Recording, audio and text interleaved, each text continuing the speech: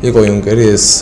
პირველ რიგში დიდი პატივი და ამას ერთად დიდი პასუხისმგებლობაა გამომდინარე იქიდან რომ ადარო იუნკერების სახელი რომელმაც თავი შესწირეს 1921 წელს წითელ არმიასთან ბრძოლას ეს ნიშნავს გაიაზრო არსებული რეალობა და დასახო მომავლის გეგმები განვითარდა როგორც ფიზიკურად ასევე გონებრივად აგრეთვე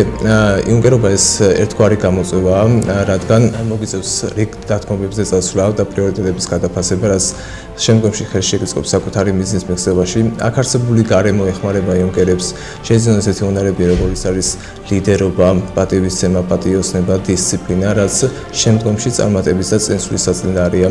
აგრეთვე, რაც ყველაზე მთავარია, იუნკერობა გულისხმობს გაგაჩეს სახელმწიფოებრივი აზროვნება, აკეთო ეროვნული საქმე და იყო იმ დიდი ოჯახის წევრი, რომელსაც საქართველოს შეერაგებული ძალები ჰქვია. და საკუთარი წვლილი შეიტანო ქვეყნის აღმშენებლობასა და განვითარებაში. ჩემთვის პირადად დიდი პატივი არის საქართველოს